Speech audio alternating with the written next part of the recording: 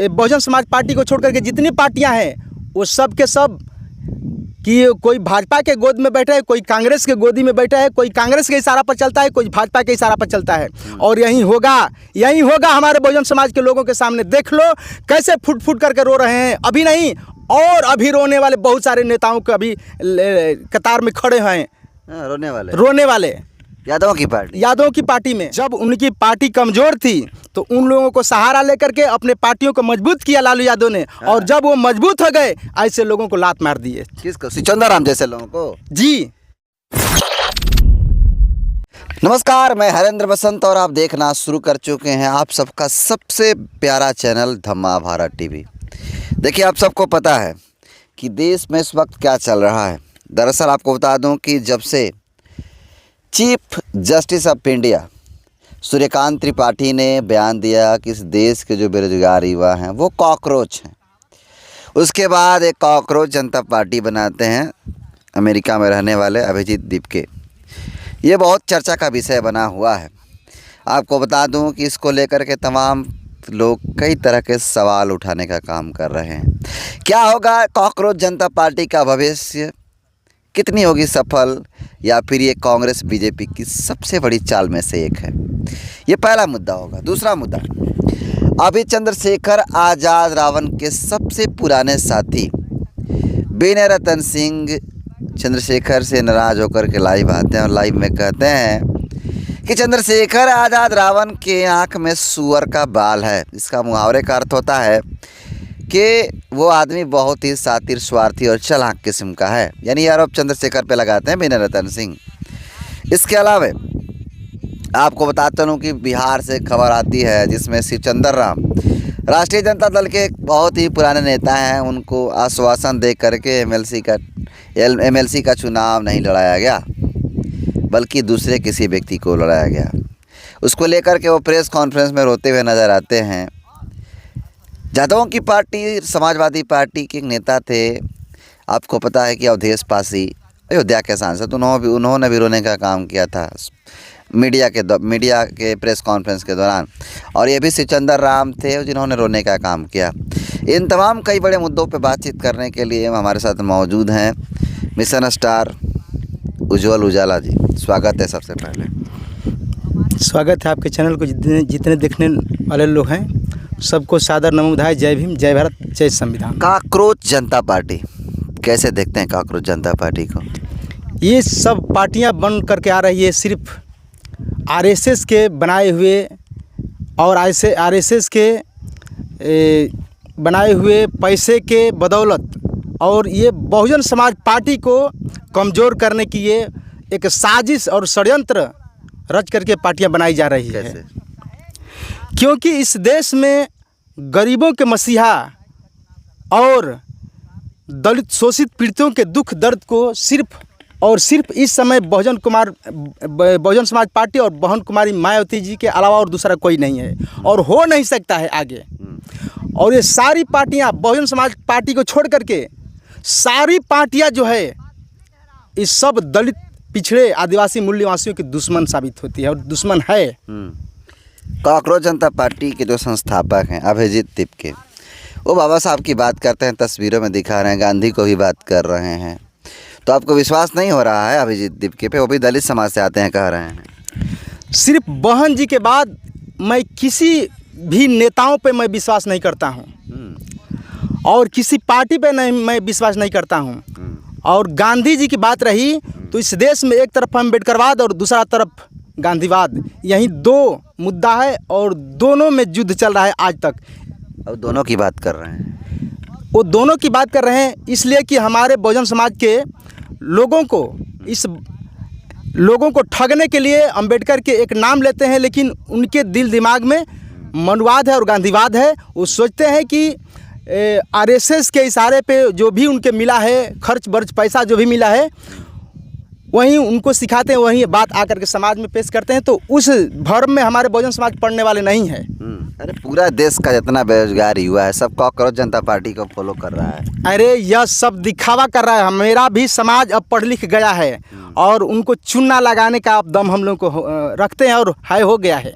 वैसे वैसे पार्टियों को चूना लगा करके और उनको मिट्टी में मिला देंगे, उनकी पार्टियों को ध्वस्त करने का काम अब हमारे बहुजन समाज पार्टी जग चुका है और कर देंगे हम लोग। और बहन कुमारी मायावती जी के बाद हम दूसरा को नेता इस देश में मानते ही नहीं हैं हम लोग। जो बाबा साहब की बात करता है वो नहीं मान सकता है लोग। बाबा साहब की बात सिर्फ बहन जी करती हैं, वो तो दिखावा करते हैं, वो चमचागिरी करने वाले हैं। किसके प्रोडक्ट हैं?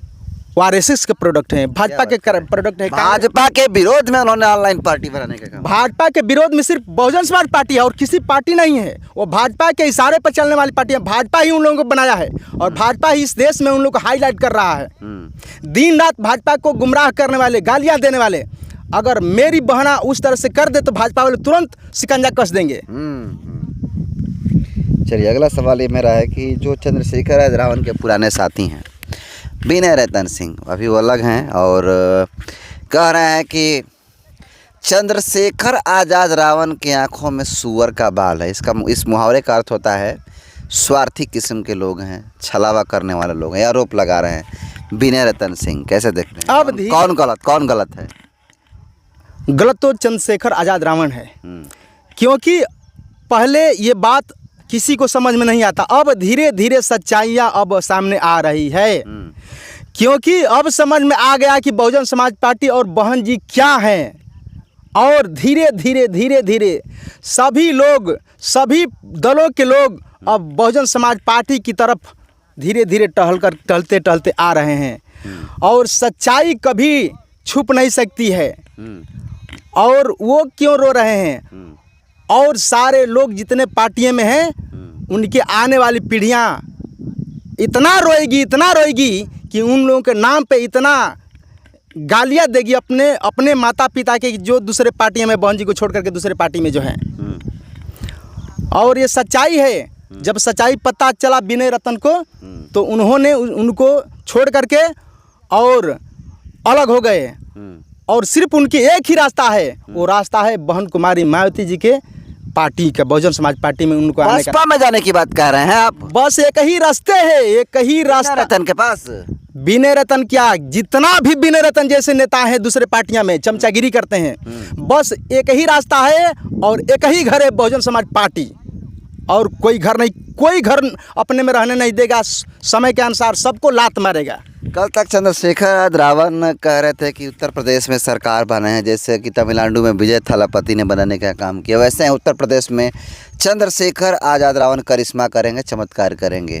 और अभी तो चमत्कार होने ही वाला था, तब तक विनय रतन साथ छोड़ दिया। कैसे देखते हैं, क्या चमत्कार कर पाएंगे? धरती और आकाश का अंतर है चंद्रशेखर आजाद रावण में और वो विजय थालापति में। क्या है? क्योंकि बहुजन समाज पार्टी के और बाबा साहेब के विचारधारा को लेकर के बहन जी चलने वाली हैं और दूसरे नंबर पे वो हैं विजय थालापति। और ये जो हैं ये हमारे समाज को गुमराह करके और भाजपा और कांग्रेस के जिताने का काम ये चंद्रशेखर आजाद रावण जी कर रहे हैं। यानी विजय थालापति पे भरोसा है आपको, चंद्रशेखर पे भरोसा नहीं है? इसलिए नहीं है कि जहाँ जहाँ बहुजन समाज पार्टी हमारी बहन कुमारी मायावती जी अपने लोगों को, अपने बहुजन समाज पार्टी को उपजाऊ बनाया, वहीं ये आंदोलन करने का काम करते हैं। क्यों नहीं उत्तर प्रदेश को छोड़ करके बिहार में, झारखंड में, जैसे विजय थालापति अपने क्षेत्र में अपने लोगों को इकट्ठा करके और अम्बेडकरवाद का मिशन चलाए, अम्बेडकर जी के रास्ता को दिखाए, ये क्यों नहीं उस तरह से करते हैं? क्यों बहन जी के क्षेत्र में जा करके धक्का दे रहे हैं? यानी आपका कहना है कि चंद्रशेखर आजाद रावण उत्तर प्रदेश में चुनाव न लड़ के दूसरे राज्यों में लड़े, तो क्या दिक्कत है उत्तर प्रदेश में चुनाव लड़ने से? इसलिए कि उत्तर प्रदेश में हमारा समाज, हमारा बहुजन समाज के लोग हमारे बहन जी को नेता जब मानते हैं, वहाँ एक नेता हइये हैं, वहाँ देख रेख करने वाले बहुजन समाज पार्टी के दलित समाज के लोगों को एक हमारी बहना हइये हैं। तो तुम जहाँ शोषण हो रहा है दूसरे क्षेत्र में, वहाँ जाकर के उन लोगों को मदद करो। जैसे विजय थालापति उस क्षेत्र में जाकर के गरीबों को मसीहा बने हैं, गरीबों को मदद कर रहे हैं, इनको इस तरह से करना चाहिए। तो ये हमारे बहुजन समाज पार्टी के कमज़ोर करने के लिए वहीं जाकर के आंदोलन करने का काम करते हैं, वहीं बहन कुमारी मायावती को धक्का देने का काम करते हैं, बहुजन समाज पार्टी को गुमराह करने का काम करते हैं। चलिए अगला सवाल यह है कि अभी हाल ही में एमएलसी का चुनाव होने वाला था, जिसमें आरजेडी के तरफ से आश्वासन दिया गया था शिवचंद्र राम को, दलित समाज से आते हैं, रविदास समाज से आते हैं, लेकिन उनके साथ बहुत ही बड़ा गेम हो गया और वो मीडिया बयान में आकर के प्रेस कॉन्फ्रेंस में आकर रो रहे थे। कैसे देखते हैं, लालू यादव का सामाजिक न्याय नहीं है क्या यहाँ पे? यही होता है यादवों की पार्टी का। और अपने बहुजन समाज के लोगों को कह देना चाहते हैं कि देख लो यही होने वाला है, यही तुम लोगों के साथ होगा।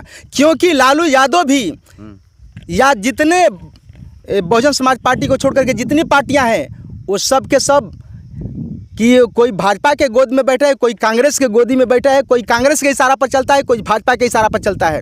और यही होगा हमारे बहुजन समाज के लोगों के सामने। देख लो कैसे फुट फुट करके रो रहे हैं। अभी नहीं और अभी रोने वाले बहुत सारे नेताओं को अभी कतार में खड़े हैं।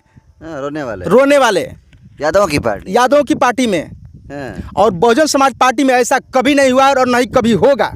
कहा जा रहा है कि शिवचंद्र राम को कई बार विधायक से टिकट दिया गया, जीते भी, मंत्री भी बने, उनको जो है चुनाव में लोकसभा में भी लड़ाया गया, हार गए।